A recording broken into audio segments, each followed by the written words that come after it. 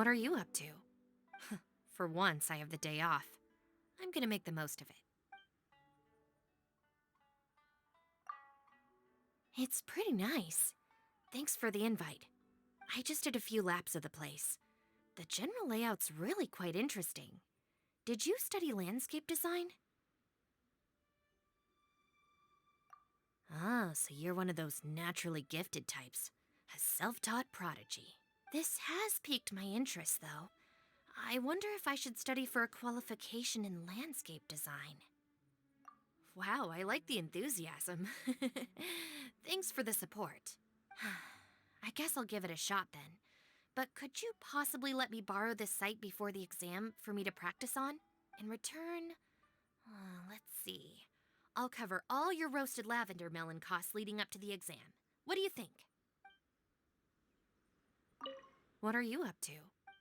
For once, I have the day off. I'm gonna make the most of it. Sure, I'm not exactly busy right now. If you've got any questions, ask away. I think you may have misunderstood me. I have nothing against any shrine maiden. It's not even that I detest the profession.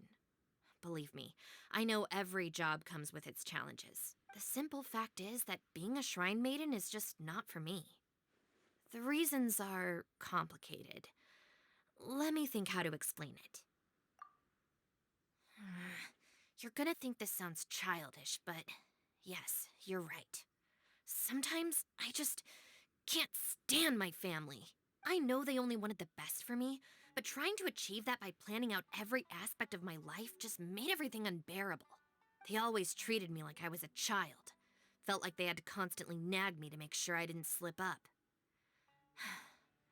Every time I received a letter of complaint saying that I wasn't warm and friendly enough, they would be on my case about it for days. I just don't like to smile, that's all. Doesn't mean I have any animosity towards anyone.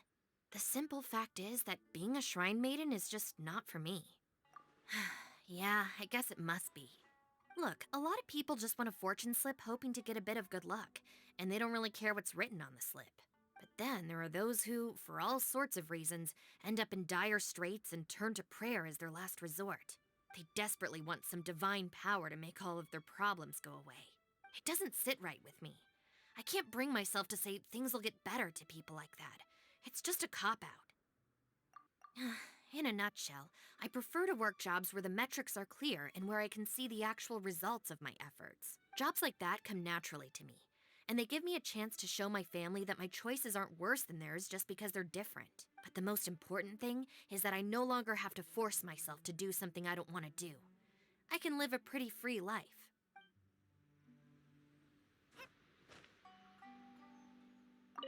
What are you up to? For once, I have the day off. Actually, there's something I'd like your help with, and it has to be you. I'm working on a migrant housing scheme. I know the different policies for migrant workers purchasing real estate in the different nations, but I don't know much about the local cultures. What kind of things do people living in different areas need to be aware of? What are the local gangs? Who are the local power players? You've been to a lot of places. Could you give me some pointers?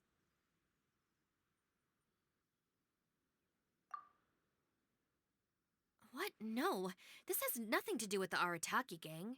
I'm just helping a client with their migration prospectus, and I'm gonna take the opportunity to go traveling for a few days. I'm working on something else for the other guys. The Arataki gang's comprehensive guide to surviving and thriving. It's progressing nicely. You know what those numbskulls are like. They aren't mean-spirited, but they do cause no end of trouble. I can't be around them all the time. In the long term, something's gotta change. Of course not. At least not for now. As the de facto manager, I still can't say I've turned the gang into something I'm proud of. And I'm not gonna quit halfway. Who knows what the future holds, though. If it really gets to the point where we end up parting ways, well, sometimes that's just how life goes. Everyone who's trying to make their life work deserves to be happy, regardless of what direction they've chosen. If you say so, I'll hold you to it. Oral agreements are just as binding as written agreements, you know. So, if I do end up leaving the Arataki gang and come looking to you for protection, you can't say no, okay? Tubby can be my witness. But for better or for worse, it's probably not gonna happen. I don't like to rely on anyone. It doesn't suit my personality. Everyone who's trying to make their life work deserves to be happy, regardless of what direction they've chosen. Same goes for the Arataki gang and I as for you and me. No matter where the future takes us, whether we stay together or part ways, we'll always have each other's support, won't we?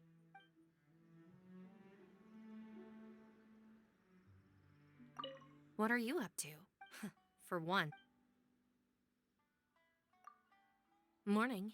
Any plans for the day? Give me a shout if you need any help. When you're a freelancer like me, you get to be pretty flexible with your schedule. I can always make time where necessary.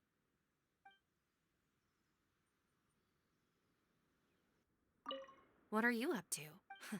For Alright, go get some rest. I took an editing job recently, and I'm working on a manuscript right now. It's interesting, but it's gonna keep me busy for a while. Don't be like me. Having a consistent routine is vital, so go get to bed.